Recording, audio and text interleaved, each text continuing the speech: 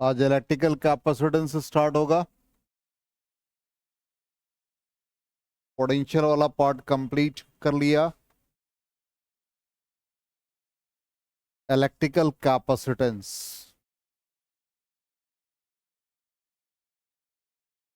Simply capacitance का मतलब है ability of a conductor to store electric charges.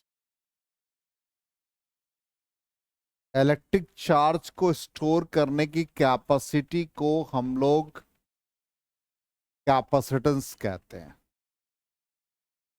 Ability to store electric charge, simply एकदम shortcut में, ability to store electric charge, charge को store करना है।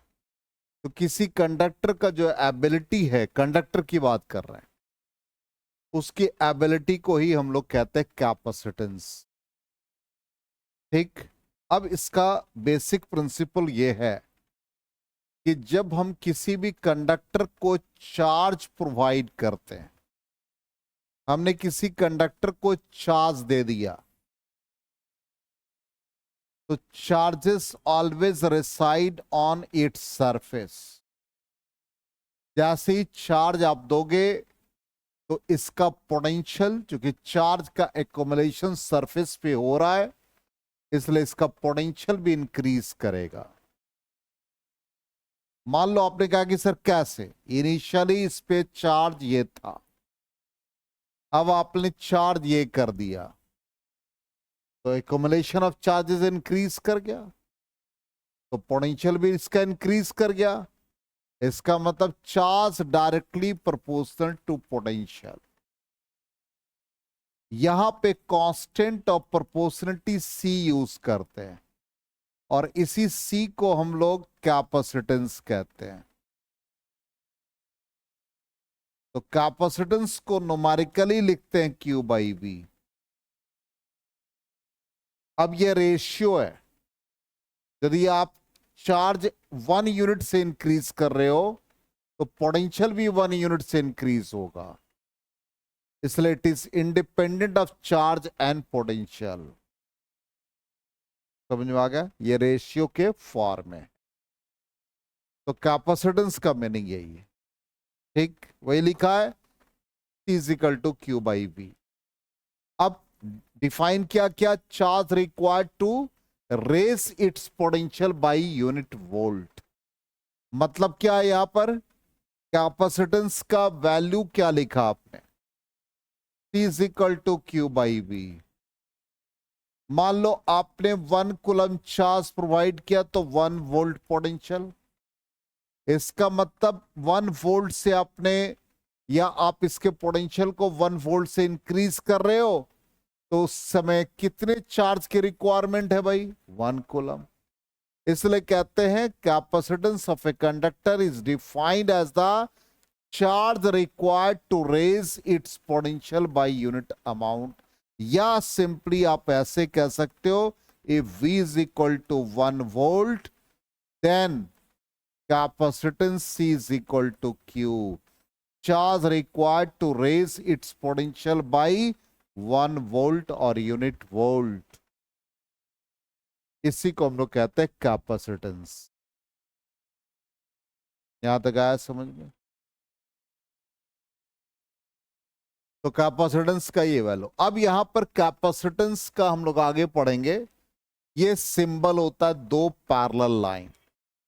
तो ये दोनों कंडक्टर हैं, एक कंडक्टर जिसका लेफ्ट में ये प्लेट और ये राइट में, ये दोनों मिलके कैपेसिटर बनाते हैं। इनफैक्ट हम लोगों को कैपेसिटर ही पढ़ना है, तो हम लोग पहले आइसोलेटेड कंडक्टर के बारे में पढ़ेंगे, फिर दो कंडक्टर को हम लोग ज्वाइन करेंगे, बीच में डाइलेक्ट्रिक मीडियम डालेंगे, वो दो कंडक्टर मिलके कैपेसिटर बना देगा। ठीक, सिंबल का कैपेसिटर का ये, नॉट कैपेसिटेंस, ये कैपेसिटर कहलाता है। अब इसका यूनिट हम लोग फैराड लेते हैं। तो यहां पर जो C का वैल्यू है ये हम लोग फैराड में लेते हैं, और चार्ज हम लोग कूलम में लेते हैं,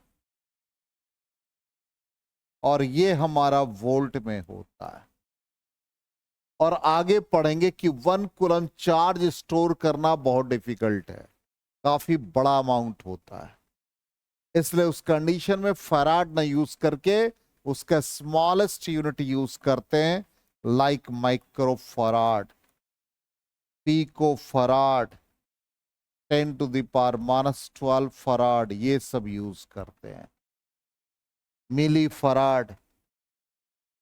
तो जितने भी हम लोग माइक्रो, मिली, पीको कहते हैं वो स्मॉल लेटर से स्टार्ट होता है, इसलिए उसका पावर नेगेटिव। जैसे मेगा यदि कह देंगे तो मेगा कैपिटल एम से स्टार्ट होता है, तो मेगा में 10 का पावर पॉजिटिव हो जाएगा।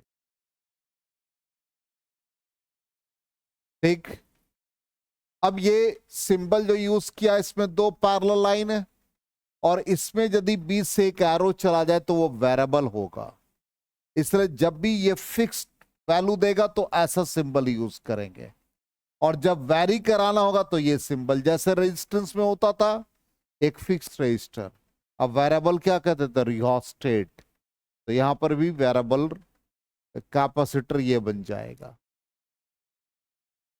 ठीक, अब ये लिखा देखो, अभी जस्ट हमने क्या कहा, 1 coulomb is the big amount of charge, the capacitance will be usually in the range of milli farad, micro farad, nano farad, pico farad, इसी के टर्म में होगा।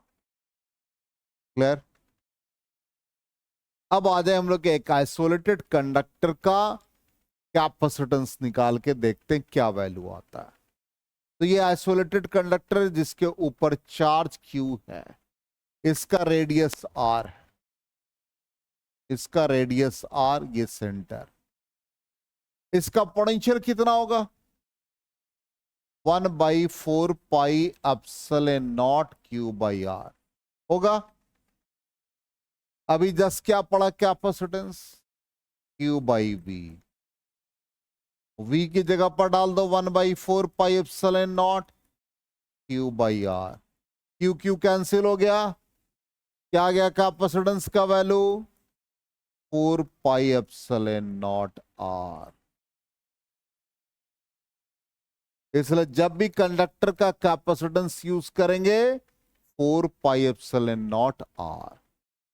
अब ध्यान से इसको नोट कर लेना है, अभी नहीं, जब बताएंगे कंप्लीट करेंगे तब।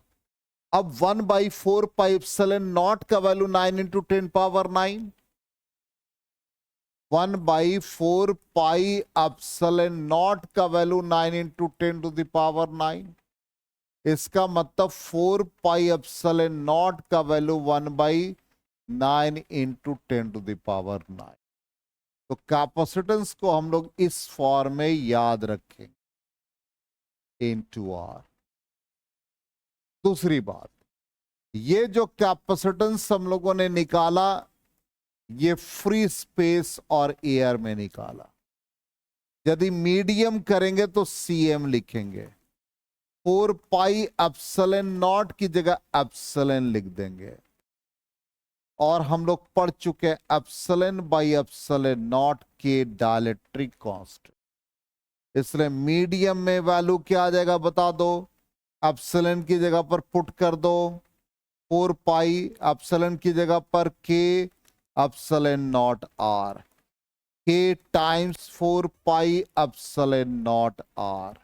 अब गौर से देखो, इस रिलेशन को देखो जो बॉक्स में लिखा है, इस रिलेशन को देखो, इसको भी बॉक्स में लिखा है, दोनों में रिलेशन स्टैब्लिश करो। CM/C0 क्या आएगा जल्दी से बता दो, डिवाइड करो, क्या आएगा, इसका मतलब क्या हुआ, कैपेसिटेंस मीडियम में क्या हो रहा है, K टाइम्स बढ़ जा रहा है, कैपेसिटेंस मीडियम में बढ़ रहा है, मतलब डाइलेक्ट्रिक डालेंगे तो कैपेसिटेंस क्या होगा, बढ़ जाएगा। समझ में आ गया? इसलिए हम लोग जो कैपेसिटर बनाते हैं उसके अंदर डाइलेक्ट्रिक मीडियम डालते हैं। जो फैन में कंडेंसर लगा रहता है आप देखोगे ऑयली होता है, उसके अंदर ऑयल होते हैं, जब वो पिघलने लगता है तो देखते हो, या खराब हो जाता तो ऑयल निकलने लगता है। वो इंसुलेटिंग मीडियम है, डाइलेक्ट्रिक है। तो अब कोरिलेट करें और इसको याद रखना है, F not by F M K था, E not by E M क्या था, के था, V not by V M क्या था, के। लेकिन यहां उल्टा है, C not by C M क्या है, 1/k है। इसका मतलब C M by C not K है। अब क्वेश्चन मान लो कह देगा define dielectric constant in terms of capacitance. Capacitance के टर्म में के को डिफाइन करो, तो क्या लिखोगे? Defined as the ratio of capacitance in the medium to the capacitance in free space. Relation याद रहेगा तभी आप बना पाओगे। आया समझ में? ये बहुत इंपॉर्टेंट पार्ट है, इसको नोट जरूर कीजिए आप लोग।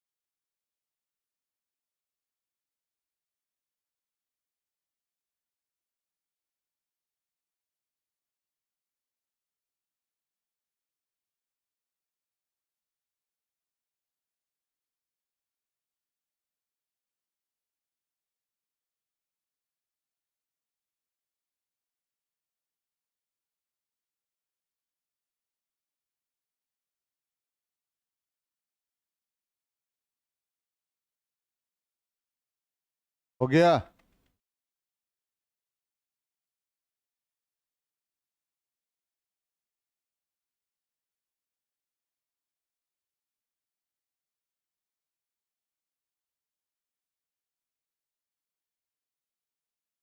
इरेज करें?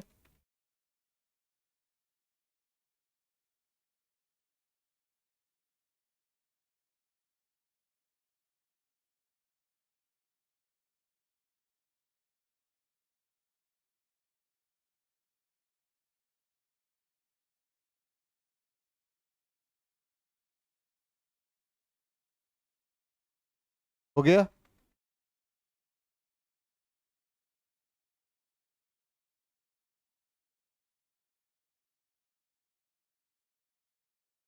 चलो अब आ जाओ।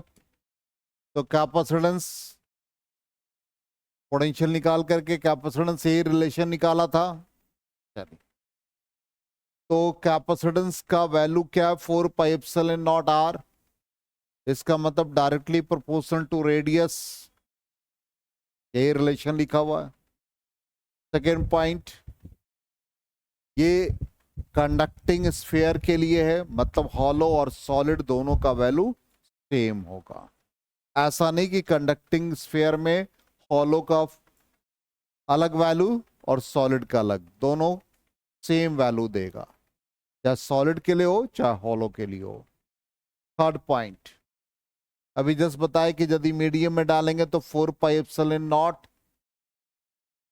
की जगह पर 4 पाई एप्सिलॉन इनटू आर, और एप्सिलॉन को के एप्सिलॉन नॉट आर और के को एप्सिलॉन आर भी लिख सकते हैं।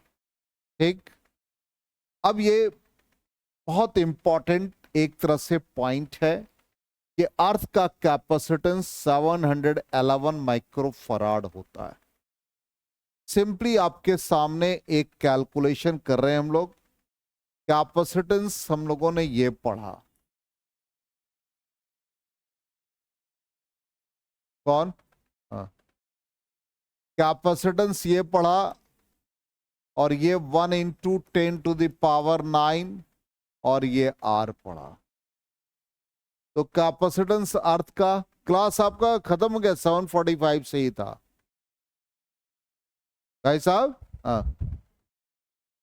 कहाँ थे आप, क्यों नहीं आए थे कल, क्या हो गया? ओ फीवर टाइप को तो डेली लगता सुबह उठने पर। जैसे ही फिजिक्स की क्लास हो अपना बॉडी का टेम्परेचर मेजर करोगे हमेशा 100 मिलेगा, और क्लास में आ गए तो 102 हो जाता फीवर, और जाने के बाद अचानक फीवर डाउन हो जाता है। 97 नॉर्मल टेम्परेचर, घर में वो सही रहता है। फिजिक्स का टाइम होगा देखोगे टेम्परेचर बॉडी का बढ़ता जाएगा, क्लास में बढ़ गया पूरा। एसी वगैरह चला दे क्या, एसी का बिल देगा ना, चलो आ जाओ। तो अब यहां पर हम लोग कैपेसिटेंस अर्थ का निकाल रहे हैं। तो 1 divided by 9 into 10⁹ into radius of earth. तो अर्थ का radius 6400 kilometre, 10⁻³ divide by 9 into 10⁻9 करो, देखोगे ये रिजल्ट अप्रोक्सीमेटली इतना आता है।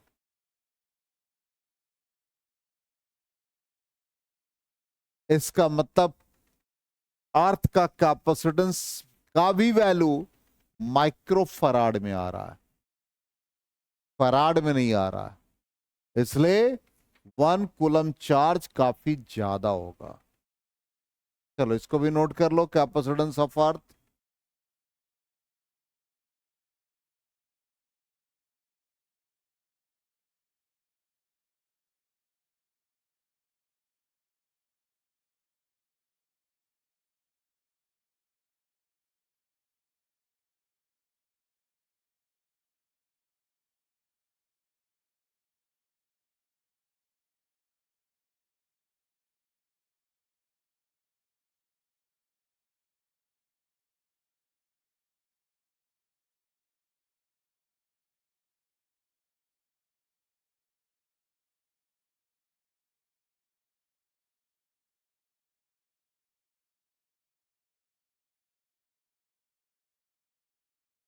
हो गया, इरेज करें।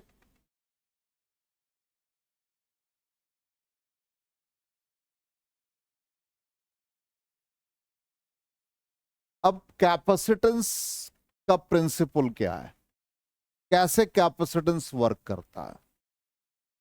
तो इसके लिए सबसे पहले हमने क्या किया, यहां पर एक पॉजिटिवली चार्ज कंडक्टर ए लिया।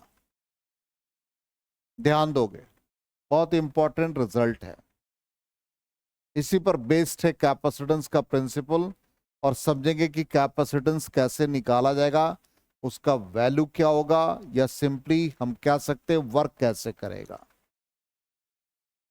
ये पॉजिटिवली चार्ज मेटल प्लेट है, इसके नियर एक अनचार्ज्ड मेटल प्लेट बी लाया।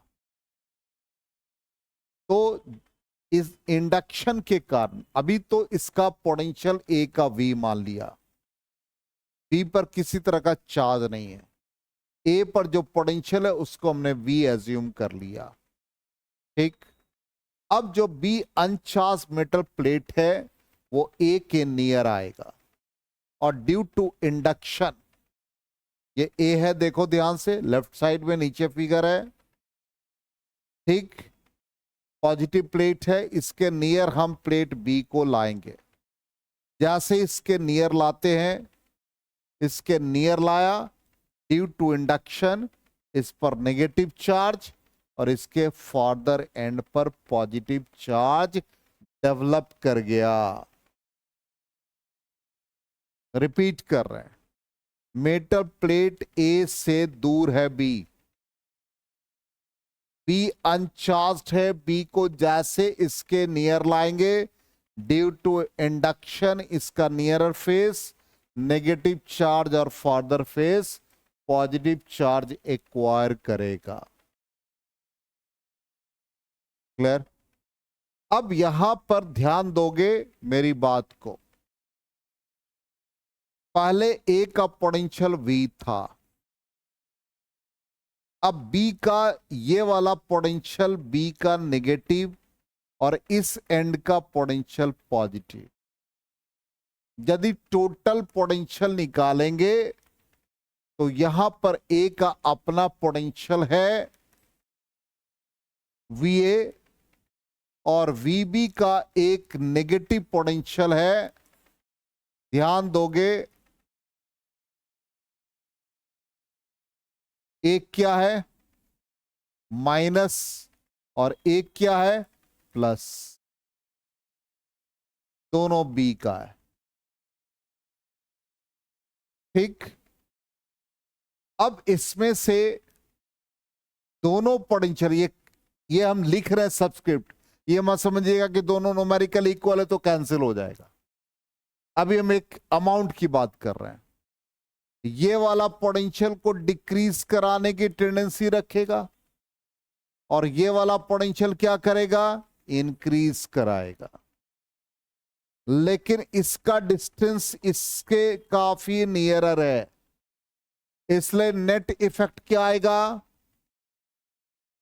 माइनस वाला ज्यादा हो जाएगा, इसलिए फाइनली पोटेंशियल क्या होगा, घट जाएगा।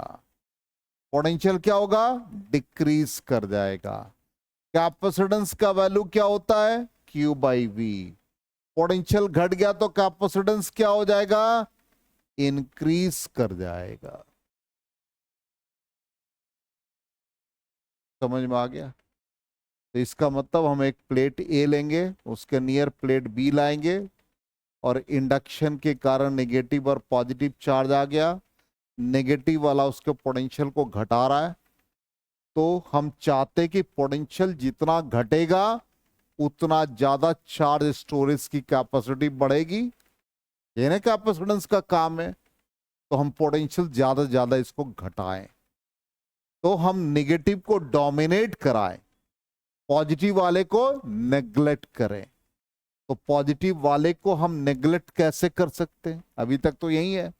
नेग्लेक्ट करने का एक तरीका तो और पढ़ा हम लोगों ने कि यदि एक्सेस पॉजिटिव चार्ज है तो हम लोग ग्राउंड कर देते थे, तो ग्राउंड करने से क्या होता था, न्यूट्रलाइज हो जाता था।